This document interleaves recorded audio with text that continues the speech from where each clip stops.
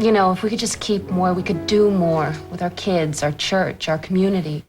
Congressman Jim Bunn and Wes Cooley kept their promise and voted for the middle-class tax cut.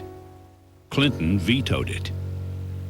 Join Dave Selesky weekday mornings for News Channel 8 weather. From NBC News in Washington, this is Meet the Press with Tim Russert. Welcome again to Meet the Press. Our issues this Sunday morning. 3 years ago this week, April 19, the federal government raided the Davidian compound in Waco, Texas. And 1 year ago this very week, many believe in a warped sense of retaliation, alleged bomber Timothy McVeigh blew up the federal office building in Oklahoma City, killing 168 men, women, and children. And Congress still has not passed the anti-terrorism bill that is supposed to guard against future tragedies like Oklahoma City. But those on the left and on the right have tried to stop the legislation. Why? We'll ask two members of Congress with very different views, Democrat Charles Schumer of New York and Republican Bob Barr of Georgia. A debate over civil liberties and the police power of the federal government. Then we'll hear from the Clinton administration, the point person on the anti-terrorism bill. She's also overseeing investigations of Waco, Oklahoma City, the so-called free men in Montana, and the Unabomber, the Attorney General of the United States, Janet Reno. And in our political discussion, the alleged Unabomber Theodore Kaczynski. He was on the cover of all three weekly news magazines this week. How did the FBI really break the case? Will the Unabomber replace the O.J. Simpson trial as the subject of media fascination? We'll ask four reporters on the front line of covering the Unabomber story. And in our Meet the Press Minute, a new poll shows Bob Dole trailing Bill Clinton by some 27 points among women. Why the huge gender gap? Not a new issue for Republicans. We'll hear how then Secretary of Transportation and would-be First Lady Elizabeth Dole handled the issue when she appeared on Meet the Press 13 years ago. But first, the Oklahoma City bombing 1 year later. And still no anti-terrorism bill from Congress. We're joined by Democratic Congressman Chuck Schumer of New York, Republican Congressman Bob Barr of Georgia. Congressman, welcome. Thank you. To be here. Great to be here. Congressman Barr, let me start with you. Will there be an anti-terrorism bill passed this week, the first anniversary of the Oklahoma City bombing, and what will be in it? Well, I think there will be a bill, and for the very first time in probably close to 20 years, it will have some very meaningful and very important legislation in it. That will streamline death penalty procedures in this country. It will streamline so-called habeas corpus proceedings. It will provide the government very necessary tools, narrowly crafted tools, but also importantly, it will not trample on civil liberties. So I think we'll wind up with a very balanced and very much needed piece of legislation this week. Now, you supported, introduced, sponsored the so-called Barr Amendment, which, in the words of Henry Hyde, a Republican chairman of the Judiciary Committee, gutted the terrorism bill. Will some of the things that you initially took out, limiting the fundraising for so-called terrorist groups, increasing the government's ability to wiretap, will they be put back in, and can you support that? What we've done over the past 3 or 4 weeks, Tim, is we've worked with staff members and other members in both the House and the Senate, Republican and Democrat alike, to take those provisions that were dropped from the bill. A couple of them needed refashioning, make them a little more narrow, a little more protective of civil liberties, and some of those will go back in. But there is no need to expand government power in certain areas such as wiretapping. We've been very careful to limit this bill so that that does not preclude its chances for passage on the floor. We will, I believe, put back some provisions, narrowly crafted but very important provisions to prohibit fundraising by groups sponsored by Iran and others overseas, foreign terrorist organizations. That's very important as well. Congressman Schumer, what must be in the bill to win your support? Well, certainly we'd like to see something. None of us on our side of the aisle have seen them, and the very provisions, some of them that Bob Barr is talking about, he introduced an amendment to take out a while ago. I think we need 4 provisions to be in the bill quickly. 1, an ability to stop Hamas and other terrorist groups from fundraising in America. 2, an ability to deport known terrorists. The Sheikh stayed in America for 2 years after they knew he was here because they didn't have the power to deport him. Number 3, an ability to trace explosives with taggants. I haven't heard a thing about that being placed back in the bill, despite the fact that all law enforcement people say they want it. And 4, an ability to allow the FBI and others to surveil terrorists in ways that keep up with modern technology without infringing on civil liberties. Those are the 4 sine qua nons of the bill. 2 may be coming back in, 2 are not going to be put back in at all. Congressman Barr, will those 4 items be in the bill?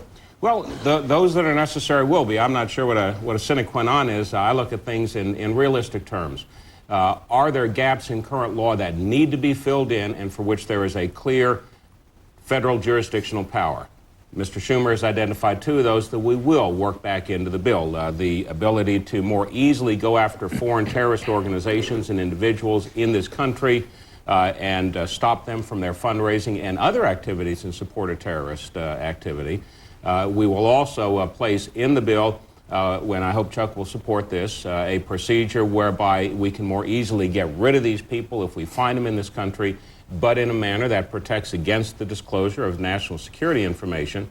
With regard to taggants, there is and will remain in the bill a provision to study the placing of taggants in explosives, contrary to what Chuck indicated. There are very strong law enforcement groups and individuals that don't believe we're at the point yet where we can safely put taggants in explosives.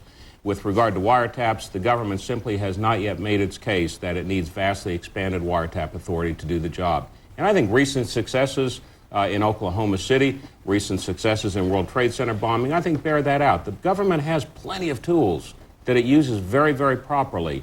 But also, most importantly, we will do what the victims of Oklahoma City and their families have been imploring us to do, and that is give us habeas death penalty reform so that we can see that justice can be delivered in our lifetime. For our viewers, that would limit the number of appeals death row prisoners would have. It would limit the number of appeals, it would limit the time within which those appeals have to be taken, and it would also strike a more proper balance between federal judges' views and the views of state court judges. Let me address a couple of them. On taggants, every leading law enforcement person... Let's explain to our viewers. Those would be marks on bomb Right, plastic. You can trace explosives. Law enforcement says they need it desperately. It's been studied for 20 years. We know why taggants isn't being put in the bill. It's because the NRA is opposed. And if you look at the vote, the NRA has opposed it. It's been written in every newspaper, and that's the reason it's not in the bill. Unfortunately, the NRA and some of the extreme groups have had too much say on this bill.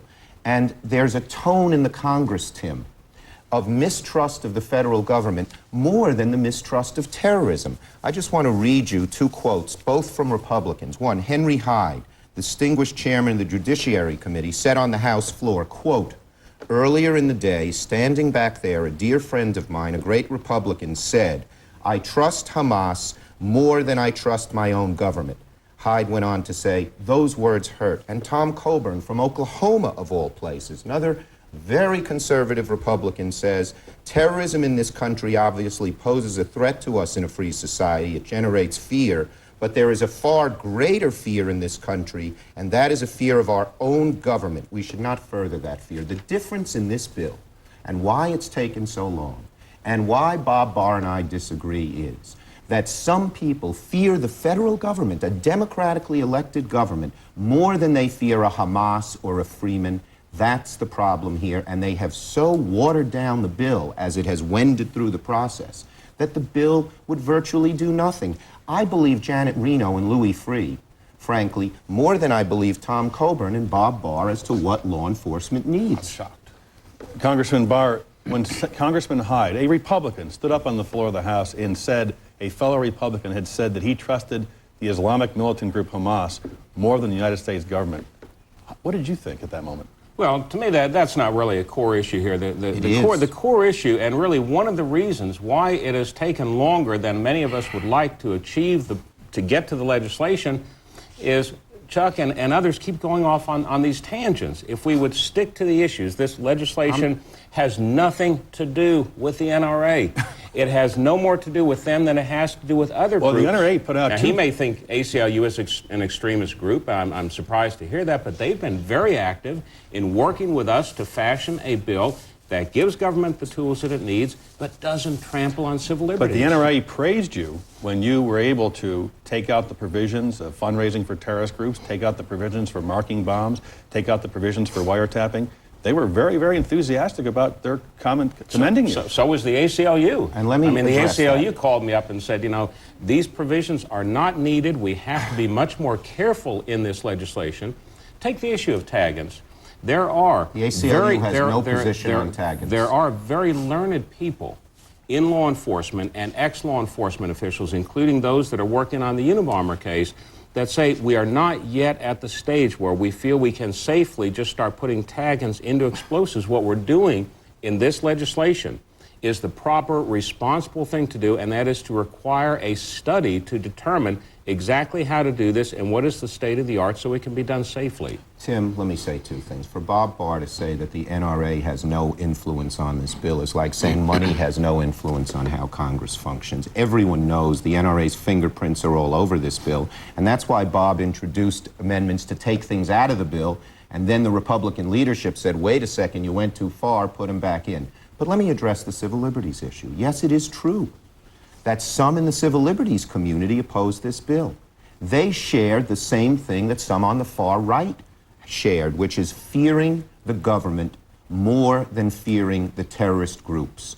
That's the bottom line here. One of the saddest days in my life is when I heard that the head of the Civil Liberties Union Washington office walked in arm into members of Congress's offices with none other than Larry Pratt, the head of Gun Owners of America, a right-wing, militant, racist, bigoted organization, to lobby against this bill. I think the Civil Liberties Union has been off the deep end on some of these issues too, but you know, most Americans in the broad center, those not on the far right, not on the far left, would look at this bill and say it's a balanced, reasonable, and careful approach. That's what it is. That's what we have. No, it's still missing a lot of things, and Bob, you have been all over the lot. Last week you wanted to take out the provisions that allowed us to deport terrorists. Now you're putting them back in. I don't know what will happen in the next few days. The NRA could pull everyone's chain as they did 3 weeks ago. Henry Hyde, a conservative Republican, was furious at the right wing in the Congress for changing their minds. Bob Barr said he would support some provisions, then the NRA changed their mind, then Bob Barr changed his mind. I'm worried we still won't get a bill, and I'm glad that President Clinton, Janet Reno, and others are pushing to get as strong a bill as possible. One other thing. When Democrats, people may say, what's going on here? When Democrats can be with law enforcement and Republicans are aligned with extremists, it's a new day in America. The only law enforcement groups not for tag-ins are those controlled by the NRA, and they're few and far between, and you know that, Bob. No, this, Tim, is why it's taken us so long to get to a bill. Every time we try and work out a procedure that crafts that careful balance between law enforcement needs, the needs of our citizens, and their civil liberties, Chuck comes in here and starts talking about extremists and NRA and who was the other one? The NRA, Gun Owners of America, Larry Pratt. Some fellow named Pratt, and it gets us off on a tangent. No. That's why it's taking so long. And I'm very happy that we're now at the point where we can look at those provisions, some of which were taken out, and sit down in the period that we've had over the last couple of weeks without all of the politics and the media attention on it, and work out some very worthwhile compromises. Let us hope, Tim, let us hope that, first of all, the delay, I introduced this bill before the Oklahoma City bombing. The delay has all been on the side of the far right and Bob Barr, and that the record will show. Look at every newspaper, etc.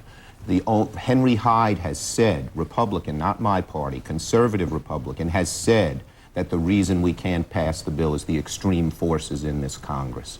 The second issue is, will the bill have tag-ins? Will the bill allow the FBI to do increased kinds of surveillance while mindful of Civil Liberties Union? And will it allow us truly to deport terrorists and to prevent Hamas from fundraising? The jury is still out. The Barr amendment of last week went in exactly the opposite direction. If he's coming back now, that's great. But I want to see language. I want to see words. I want to see the fact that we are going to do something real about terrorism and not buckle to the forces on the extremes. Congressman Barr, final question. When will we see specific language which will reincorporate some of the things that you took out in your amendment? I think we'll see some final language, and I'm very confident that the Congressman Schumer and others will be able to support it by early this week. I hope so. Congressman Chuck Schumer, Congressman Bob Barr, we thank you very much for joining us. Coming next, the view on this and more from the Clinton administration, the Attorney General, Janet Reno. And in our roundtable, media coverage of the alleged Unabomber. Meet the Press is sponsored by the Archer Daniels Midland Company. ADM, supermarket to the world. Every second of every day, there are 3 new mouths in this world to feed. Hundreds of millions more by the year 2000. And the majority of them will be born in countries where malnutrition is already reaching alarming proportions. Right now, the world has the food and the resources to conquer hunger. But it won't happen as long as we continue to look the other way. ADM, supermarket to the world. What would happen if one of the world's great luxury car makers came together with one of the world's finest leather goods companies? Introducing the Lexus Limited ES300 Coach Edition. It begs the question, is the world becoming more luxurious? Or does this car only make it seem so? The ES300 Coach Edition. Until now, the idea for every new washing machine has come out of every old washing machine. And you won't find any new ideas until you look into this amazing new GE washer. New ideas like the largest capacity tub you can buy to save up to 75 loads a year, our smoothest, quietest spin cycle, and even an enlarged opening for easy loading. Our new GE washer is the best we've ever made because it's just one good idea after another. The event is a canoe-kayak slalom race. We built an entire new river in the middle of wilderness. No water, no electricity. Xerox has produced these documents. The large format documents showed all the elements on it. We're all working on the computer, so when we come out here, all the plans come together on the wide format documents. When the water was released, it's awesome. The athletes are just ecstatic. They take the same site plan, get down to the river, and see how they're going to take that turn around that gate. Xerox and the Olympic Games, a simpler way to do good work. Buy hamburger, cook it up, and you'll discover you have a whole lot of something you don't even want. Try Harvest Burgers from who else? Green Giant. And get the flavor without all the fat. They're all vegetable, with far less fat than hamburger, no cholesterol, and lots of taste. Harvest Burgers from Green Giant. Everything you want from a burger, without everything you don't. We're back on Meet the Press talking to Janet Reno, the Attorney General of the United States. Ms. Reno, welcome. Good to be with you this morning. Speaker Gingrich said yesterday down in Georgia, quote, referring to the anti-terrorism bill, we've had zero help from the Clinton administration, big on rhetoric, short on work. I think it's important to understand that it's the president, even before Oklahoma City, that sent to Congress terrorism legislation, recognizing what is happening around the world and asking Congress to take steps to do something about it consistent with constitutional protections. That it was the president after Oklahoma City that followed through with additional amendments, and that it is Congress that for almost a year now has not acted. I think it is time for us to come together to try to fashion a terrorism bill in this week that can provide the protection for the American people that they deserve, the tools for law enforcement that they need, while at the same time protecting individual liberties.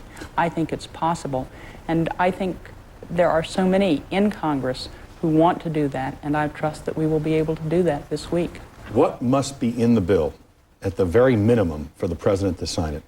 I think we need to look at their proposals and what they want to talk about. We've not seen them yet. But important in this whole effort is an ability to deport terrorists without revealing matters that affect the national security, that prevent fundraising in the United States for terrorist causes abroad, that provides the FBI not enhanced surveillance capacity, but an ability to adapt the laws to modern technology with respect to cellular phones, so that if somebody wants to switch phones or switch phone numbers, you don't have to go back into court to get an additional court order.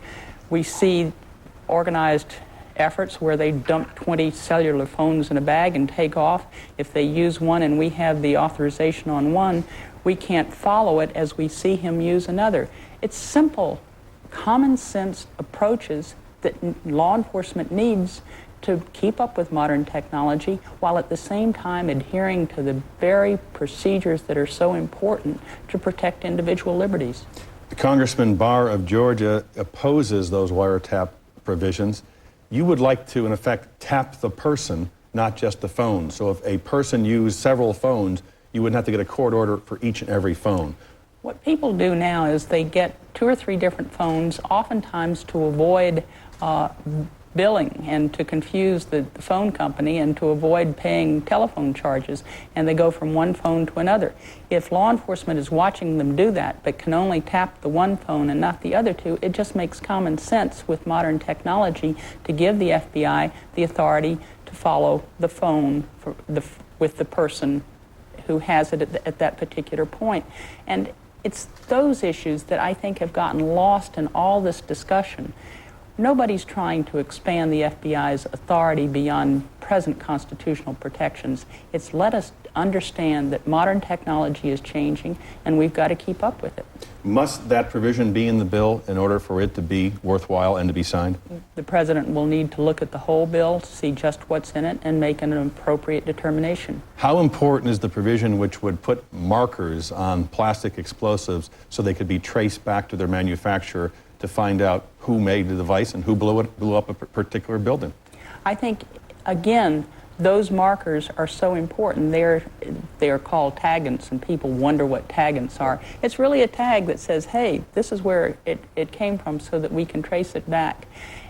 Again, that's a common sense approach to giving the FBI and other law enforcement agencies tools that can help them follow the lead and determine where the explosive came from. As Congressman Schumer, the ACLU has opposed some provisions of this bill. Civil liberties groups are very concerned about limiting the number of appeals and the time of appeals someone on death row would have. How do you deal with an issue like that? What do you say to the civil liberties community? I was a prosecutor, and I watched death appeals carried out forever and forever and forever, 13 years in one case. For justice to mean anything, it must be certain and it must be deliberate, but not over 13 years. We need to provide procedures that give to those accused and those who receive the death penalty all appropriate rights, but do it in an appropriate, orderly process that brings termination at some point. We're talking about the anti-terrorism bill because it's the first anniversary of the blowing up of the building in Oklahoma City. How confident are you in the case, the federal government case, against Timothy McVeigh and Terry Nichols? As you know, Tim, I really cannot comment on pending investigations. Those cases have got to be tried in the courts, and we're trying to do that. We have what I think is an excellent team that's been put together, and we will be proceeding in the courts to do everything we can to see that justice is done. Whatever happened to John Doe 2? All of these leads will be followed. Again, I can't comment on the particular investigation, but any lead, any evidence will be followed as this whole matter progresses. But we're still looking for John Doe 2. I can't comment. Let me try this. It's been a year since Oklahoma City. Has the government taken any special precautions in preparing for this Friday, April 19th, vis-a-vis federal buildings, federal installations? What we did after Oklahoma City was to meet with other federal agencies, to meet with the General Services Administration, and to come together to form processes where we can disseminate information that as is appropriate, where we can work together with state and local law enforcement as appropriate, and we have and we will continue to take all reasonable precautions. Has the threat from militias, so-called militias, from domestic terrorism increased this past year? I think it's important that we look just at the whole process over the last several years. I can't quantify it and say that it is increased or decreased. All I can say is that we have seen what can happen around the world and here, and it is very important that law enforcement have the tools, have them consistent with present constitutional protections, have them consistent with modern technology to do everything we can to prevent these terrorist acts from happening. April 19th, this Friday, will there be a special alert because of the significance of that date? Again, what we have tried to do from the beginning is not focus on any particular day, but to take all reasonable precautions, working with the other law enforcement agencies, working with state and local law enforcement, to be prepared to prevent terrorist acts before they occur. 3 years ago, April 19th, Waco, 81 people died. You testified and said something that really struck me, that that decision at Waco would be with you for the rest of your life. What did that mean? Anybody that has to make that decision and sees that consequence will live with that for the rest of their life. But as I also said, we made the best judgment we could in light of the fact that people had been killed by those in the compound, that it was important that people understand that it was not the federal government that set that fire, it was David Koresh, and that we would continue to move forward, addressing each problem as it arose, trying to do our best to work it out in a thoughtful, nonviolent way, trying to make sure that we did everything we could to negotiate out a peaceful resolution of such matters, but that it was important that people understand you can't kill people, you can't kill law enforcement agents and get away with it. We are now faced with this is the 21st day of the standoff with the so-called free men in Jordan, Montana. What lessons from Waco or Ruby Ridge do you use when dealing with a situation like the free men?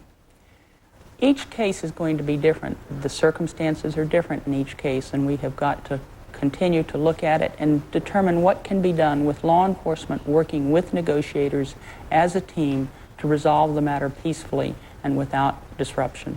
Do you think the government is being more patient with the free men in Jordan, Montana because of the events at Waco and Ruby Ridge? I think if you look back over time, it is important to understand that each case is different, that the situation in Montana is different from others, and that I can't comment on just what is being done, but that reasonable steps are being taken to resolve the matter peacefully. There was some criticism of the government that the indictments for the Freemen came down in March of '95, but they were never arrested. What happened? I think it's, again, an example of where you get criticized for not doing too much or criticized for doing too much.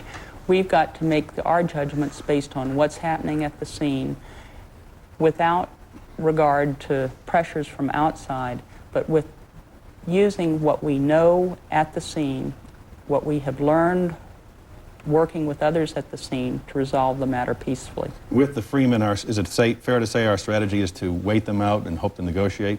Again, I wouldn't comment on the specific case, but we want to do everything we can to resolve all these matters peacefully. The Unabomber, and I know you're limited in what you can talk about, but can you at least confirm that the Justice Department believes that Theodore Kaczynski is the Unabomber? Again, it is important in any particular case that the government conduct its investigation without comment, that we proceed in court, and as this matter unfolds, the government's position will be clear.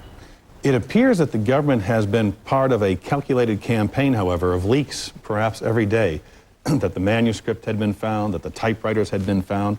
You warned your own department against such leaks. Are they listening to you, or are they continuing to leak to us?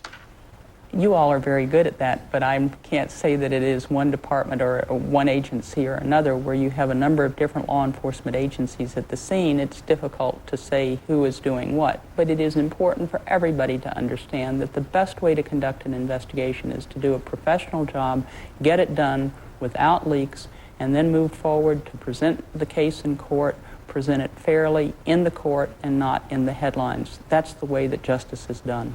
Why do you think the American people seem so fascinated by the Unabomber case?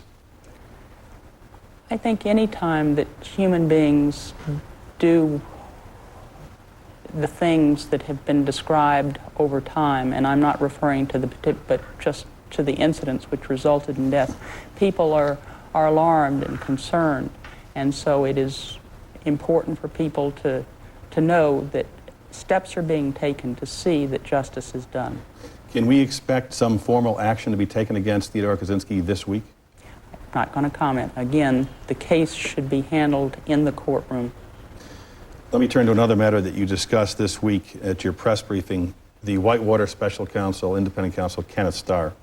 There's a new report in New Yorker magazine just today that he represented International Paper Company, which had sold land to the Whitewater Developmental Corporation. There have been a whole series of allegations challenging conflict of interest against Mr. Starr. Congressman Martin Meehan has written you asking you to look into that. Will you? I think it's important that I do everything I can to ensure Mr. Starr's independence. That's what a counsel is about. He has his own ethics counselor. Those questions should have to be directed to him. His ethics counselor, Sam Dash, said that this has created an odor around Mr. Starr. This is something Mr. Starr will have to address.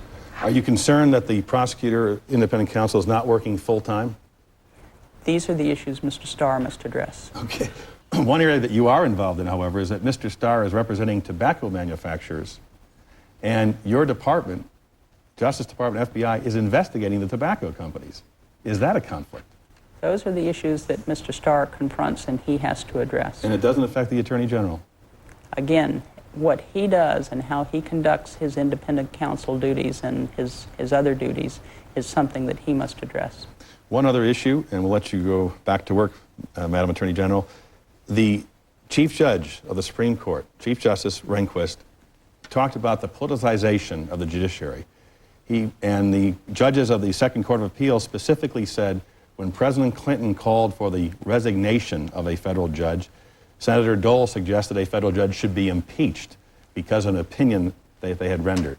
What's your sense on politicians criticizing, tampering with federal judges?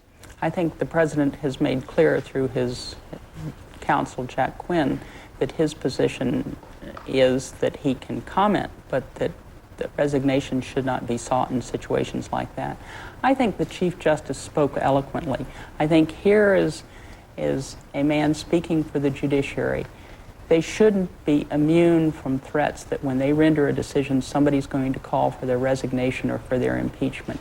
If that were to happen, if that were to become a usual process, it would do so much to undermine the independence of our judiciary, and it is our judiciary that has used its authority under the Constitution to make the Constitution real for so many Americans, while at the same time also reaching out to protect victims. We have got to ensure the independence of our judiciary if our constitutional form of government as we know it is to continue. You would have no problem with a political leader criticizing a decision, but once you take the next step of calling for a resignation or impeachment, that creates difficulty. That's the problem. I was a prosecutor for 15 years in Miami. I'd get mad at judges and come upstairs fussing and fuming, but I tried to express my criticism of the opinion by going back into court and filing the appropriate motions, as we did through the U.S. Attorney for the Southern District of New York, in saying, look, Your Honor, you may be wrong in this situation. We think you are. That's the way to do things. But to say to a judge, if you rule a certain way, we're going to threaten impeachment, just again creates a balance of power in favor of one branch of the government and undermines the independence of another. And this nation is so strong and so great because of the checks and balances of the executive and the Congress and the judiciary, each checking the other, and we shouldn't do anything to undermine that. And yet, as the chief law enforcement official in the United States, when a judge says that the police acted in a corrupt, abusive, violent way, that can create difficulties in morale in terms of police departments all across the country. But what happens when police departments across the country see the U.S. Attorney and the Department of Justice go into court and say, Your Honor, we respectfully submit that you were wrong, and see action based on the solid fact, I think they know that we're speaking up for them. Law enforcement has one of the toughest jobs of anybody in America today. They have got to perfect that balance between how they use their power and yet how they protect against terrorism, how they protect against street crime. It is a very fine line to walk, but there are police officers across this nation, there are federal agents across this nation who walk it every day and do a brilliant job to protect this nation. Attorney General Janet Reno, we thank you for joining us this morning. Coming next, media coverage of the alleged Unabomber and our Meet the Press Minute with Elizabeth Dole on the gender gap. Something we often take for granted would take about 50% more of our disposable income if we lived in France, and 400% more if we lived in India. But here in America, this thing that is so basic to life is still a bargain: food. We have more of it and spend less for it than any other country in the world, thanks to the farmers who raise our crops and the people who process them. At the Archer Daniels Midland Company, we're helping America use its agricultural abundance to not only meet our needs for food, but those of the rest of the world as well, by producing a wide array of flours, sweeteners, vegetable oils, and functional soy protein products. Products that will help keep our most essential purchases affordable. So look at it this way: if you lived anywhere else in the world, the cost of food would be a lot harder to swallow.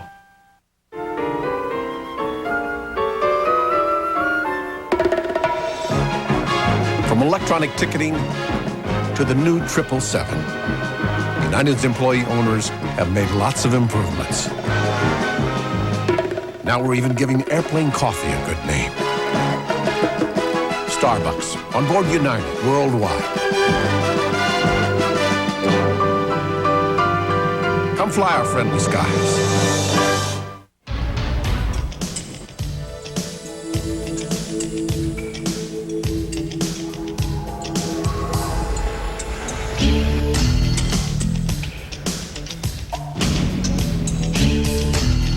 Introducing the new full-time four-wheel drive Lexus LX 450.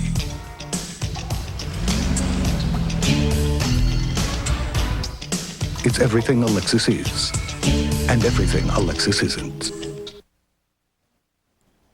More of Meet the Press after this brief news and weather update. Good morning. Israel has expanded its evacuation warning in South Lebanon, ordering everyone within 20 miles of the Israeli border to move north. As the warning was issued, Israeli warplanes hit targets in South Lebanon and the Beirut suburbs. This as guerrillas continued firing rockets into northern Israel. Israel says it'll stop retaliating if the guerrillas stop attacking. U.S. rescuers in Liberia say they'll continue evacuating foreign nationals even after all Americans are out. The Liberian government and rebel forces have declared a ceasefire, but it's shaky at best. More than 400 Americans have been evacuated, along with more than 1,000 others. President Clinton accuses the Republicans of foot-dragging on an anti-terrorism bill. Still, Senator Bob Dole says passage of a measure before Friday's anniversary of the Oklahoma City bombing is likely. Republicans are talking compromise, allowing government action against certain pro-terrorist activities. The Senate is also set to tackle the thorny issue of immigration this week. Meantime, a government report in today's Washington Post criticizes so-called guest worker programs. It says issuing permits to thousands of foreigners to fill jobs is a sham that hurts American workers. President Clinton leaves for South Korea today, the first leg of a trip that also will take him to Japan and Russia. And tomorrow is the deadline for filing your federal income tax return. The IRS says it's braced for an onslaught. Finally, one of this year's most lavish presidential campaigns came down to a few laughs last night for Steve Forbes. The former GOP contender appeared on NBC's Saturday Night Live. He joked about being a multimillionaire. Like everyone else, he said, he too is subject to airline food on his private jet. That's the news this Sunday morning. Now back to Tim Russert on Meet the Press.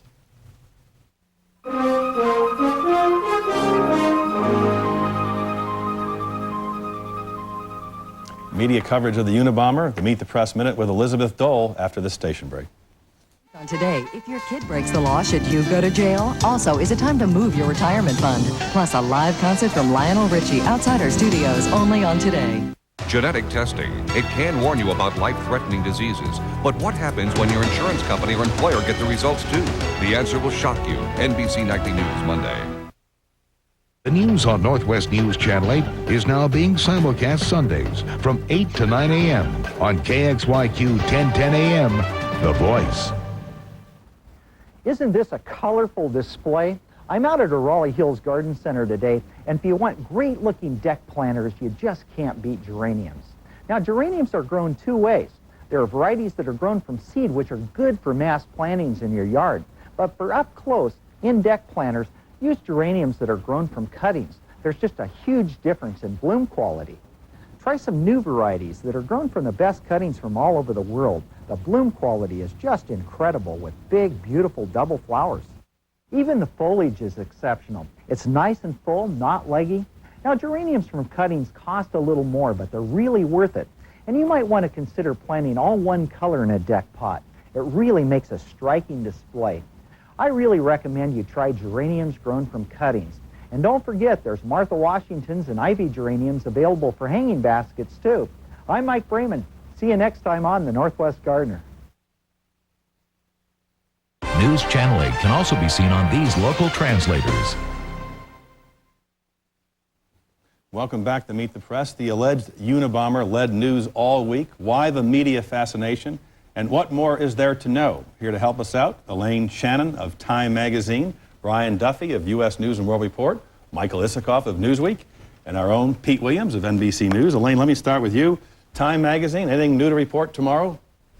Well, we have a really good piece, I think, about the two brothers and comparing David and Ted Kaczynski.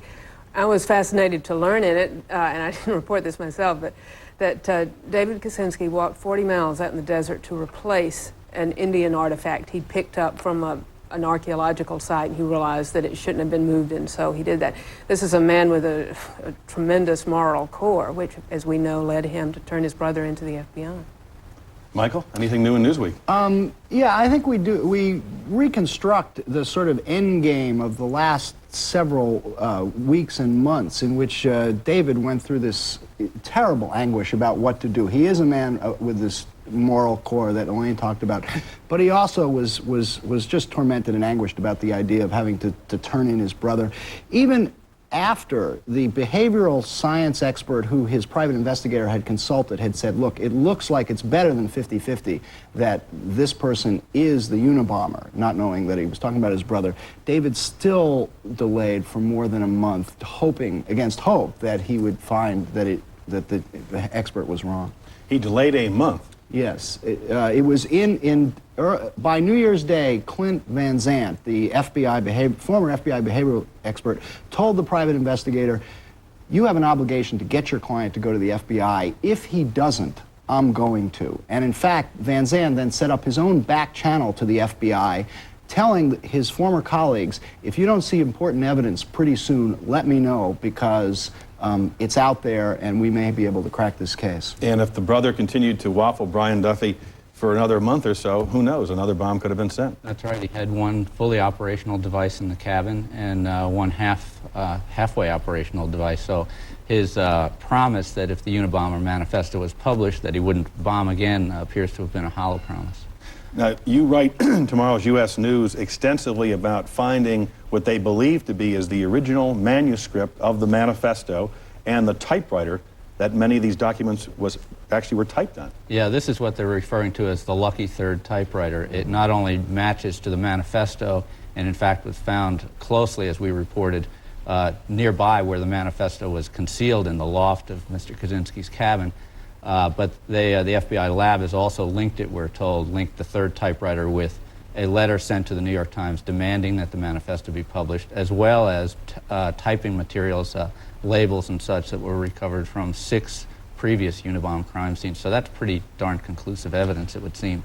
Pete, as we heard, the Attorney General will not comment on this matter, but in your conversations with Justice Department officials, is there any doubt that they believe that Theodore Kaczynski is the Unabomber? No, they have no doubt at all. And you have to remember that not only do they have no doubt, his brother has virtually no doubt. If he did, I don't think that he does anymore. And every day that's gone by has brought them, I don't know how you have more certainty than you had the day before, but they have more certainty now. I mean, they were saying last week, I mean, more than 7 days ago, we've got our man. And every day has brought some new discovery. Now, we're lagging behind a little bit in what we find out, but as Brian mentioned, not only do they have a fully assembled bomb, it was also packed and ready to mail. It was in a mailing package. It had a phony return address on it. It was all set to go. So, I mean, every day brings some new discovery that just makes them think they've got an even more solid case. Elaine Shannon, who broke this case? Well, I mean, the FBI obviously collected tons and tons of evidence over the years, but at some point, it was the guy's ego that he decided to write. The FBI encouraged the New York Times and the Washington Post to publish, but the press published this. David Kaczynski read this manifesto and said, boy, this sounds an awful lot like these letters. Yeah, Tim, even before that, I mean, it was David reading the news media accounts of the Unabomber and where he had been and where the bombs were, and knowing how that linked with his own brother's movements that really set the alarm bells off in his own mind. So I know that it is often FBI Director Louis Freeh and the Attorney General often like to denounce leaks, but it was really information that was published by the news media all along that led to the cracking of this case. Brian Duffy, were we in the media accomplices to this by publishing these documents? One of the more interesting things is when the brother of the alleged Unabomber read the line, "Eat your cake and have it too," as opposed to have your cake and eat it too. He said, "My God, that's my brother." He always reverses that. Yeah, that's exactly right. And that comes right out of paragraph 185 of the Unabomber Manifesto. And not only are the words exactly the same, the punctuation in a letter to his mother and in the manifesto is exactly the same. The words are set apart by dashes. The word "well" is followed by a comma. It's the kind of evidence that one prosecutor last week described to me as slam dunk evidence. So, but the fact that the media participated in this by publishing there was a lot of criticism of the Post and the Times at the time. Well, it's easy to criticize, but I mean, the Unabomber said, if you don't publish, I'm gonna strike again. And this was at a time after he'd already essentially tied up the state of California, as I recall it, threatening to blow up a plane coming out of Los Angeles International Airport. So two things happened. The Times and the Post, out of, I think, public service concerns, published. At the same time, the FBI was absolutely stymied. It was the 18th year of this Unabomber investigation. Their computer database still had more than 20,000 names in it, we're told. They thought, if we get this out here, someone is going to see it, someone's going to draw a parallel between someone they know, someone who's been in the same place as someone who writes like this, someone who has these concerns. And that's, in fact, exactly what happened with David Kaczynski reading it and then essentially his own brother. The Justice Department was patting itself on the back this week, reminding everybody that they had pushed to have this done. I think, a lot of people say, gee, what about this FBI? They couldn't find the guy. Well, it's very often tips like this that result in the arrest. But now it's going to be the FBI's job to prove this in court. And that's where all of their painstaking investigations over 16 years, all the little tiny bits of evidence that they've piled up will really count. Elaine, is there a difficulty for those of us in the media looking at every nuance where, oh, I see he was jilted by a girlfriend after one date, that's what triggered this, or his parents didn't hold him when he was a baby? That's a lot of pop psychology as we try to interpret the Unabomber? Oh, absolutely. And then we have something in our story which he says he stopped communicating with his family in about 1990, complaining that he had a heart arrhythmia, and communicating made it more difficult, and he wanted this code on the letters if they wrote him a letter so he'd know it was important. And then when they wrote him about his father's suicide, he got mad at them for using the code for something unimportant. I don't know what makes this guy tick, and I don't know for sure that he's a Unabomber. That'll have to be proved in court. But I think that everybody's sort of leaping on to try to figure out what was the moment that bent him, and we just don't know. A lot of focus on the girlfriend of one date, Mike Lisikoff. Sure. Well, blame it on the women. I say that's what happens in the world. Eh? Yeah, not much of a relationship there. That was. It's hard to see how that, in and of itself, could have triggered all this. And in fact, the first bomb started before she jilted him. So I don't know if we can make too much of that particular nexus. But look, I mean, there's a lot of little things you can look at and try to build all sorts of theories about. What happened to Ted happened to a lot of people in throughout their lives, and they all don't become the Unabomber. So I don't know that we'll ever really get the answer. Yeah, I bet we'll hear very little of this in court. Yeah.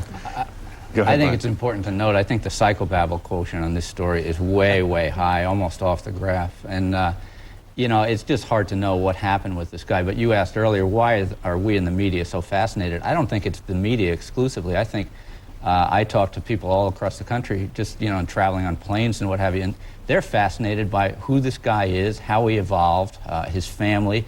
I mean, you have something a cross between Dostoevsky and American Gothic here. I mean, it's a truly bizarre story. Put aside even the 18-year crime spree that he, is accused of perpetrating. But this family story, the brother-to-brother angle, is it's just fascinating. Pete, we have 20 seconds. Is this going to replace O.J. Simpson trial in terms of fascination by television? I don't think so, because first of all, this will be in federal court. There's no television coverage in federal court. Theodore Kaczynski's assets are about $53.81, and he's not going to be able to put together any kind of dream team. So maybe he'll have one very flamboyant lawyer in the courtroom, but it's not going to be anything like that. That has to be the last word. Brian Duffy, Pete Williams, Michael Iskoff, Elaine Shannon, thank you all. And we'll have you back again, and hold those magazines covers up, will you? Coming next, our Meet the Press Minute, Elizabeth Dole talks about the gender gap 13 years ago. Meet the Press is sponsored by GE. From power generation to medical systems, we bring good things to life.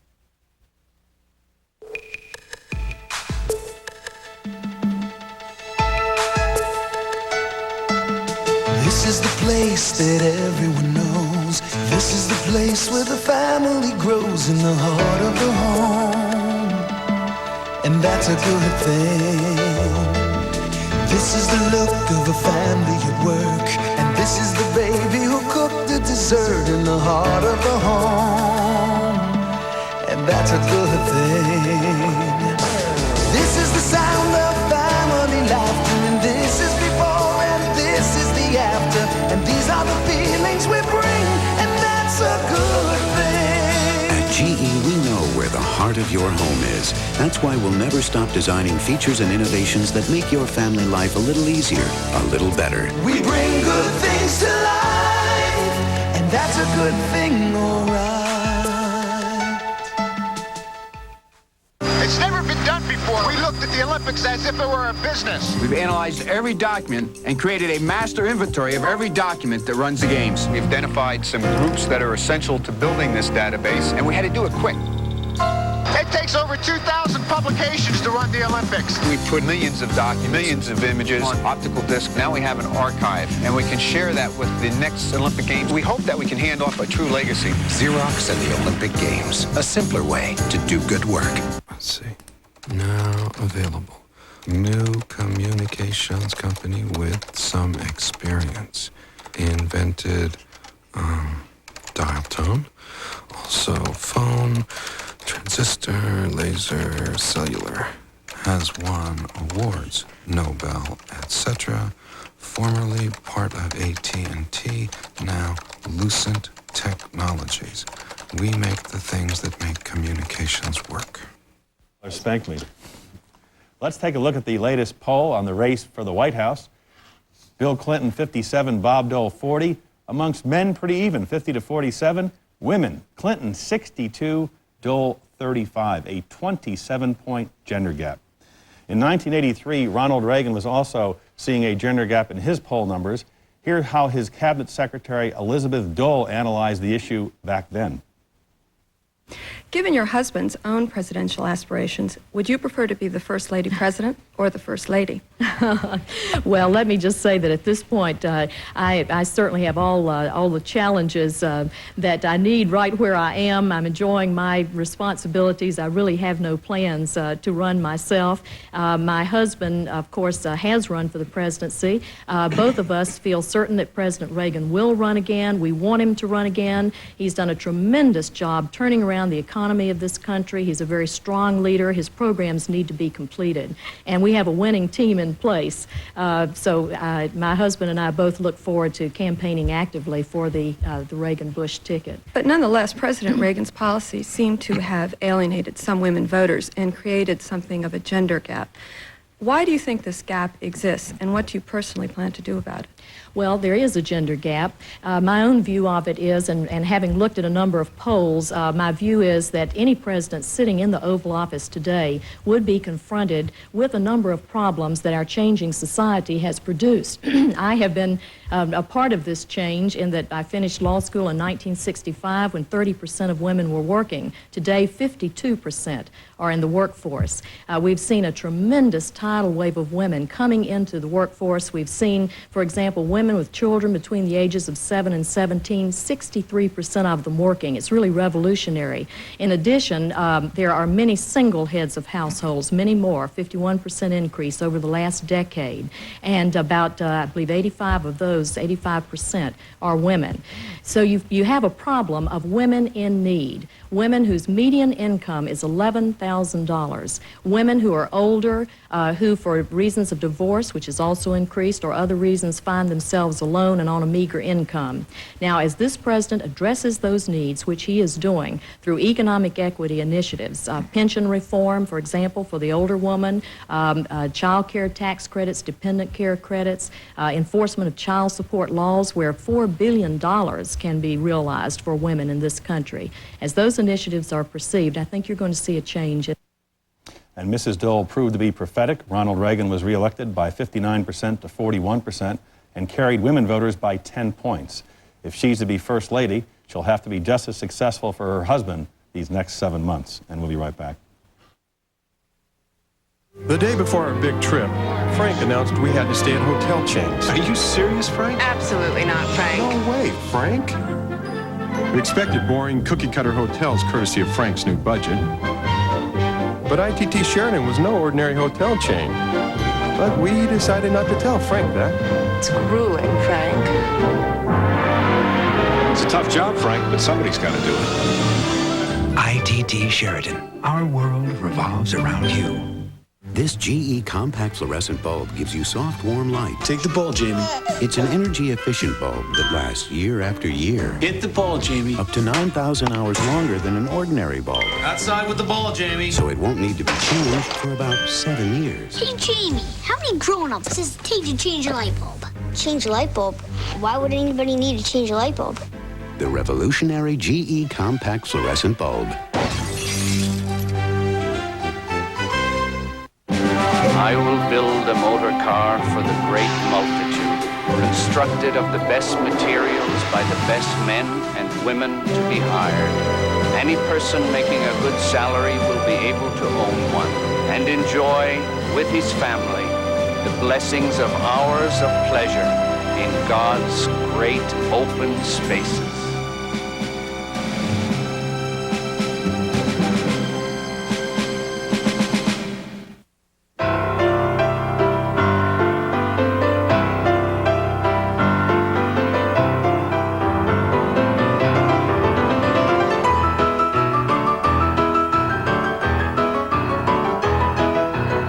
Just a reminder, next time you need a little help getting airborne, the 50,000 employee owners of United Airlines would be more than happy to help. Come fly our friendly skies. Afraid being a designated driver will spoil your evening? It's a lot more fun than ending up in the emergency room.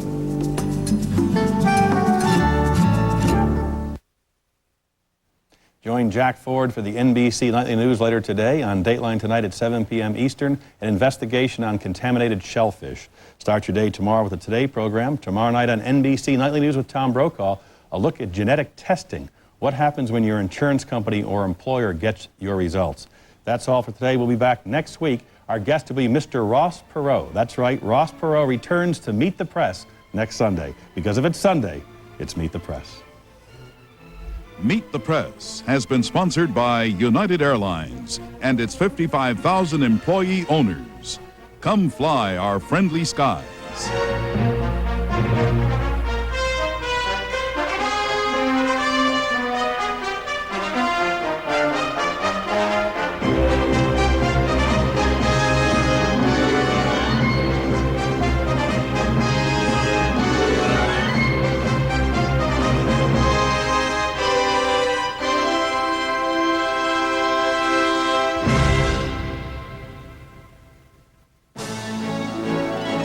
The world is now watching Meet the Press with Tim Russert. NBC News, now more than ever. Sunday, a Dateline investigation. Dangerous harvest in the night, caught on hidden camera. What these people are doing could be hazardous to your health. A must-see Dateline tonight. Today, history's in the making when Jordan and the Bulls go for at just 4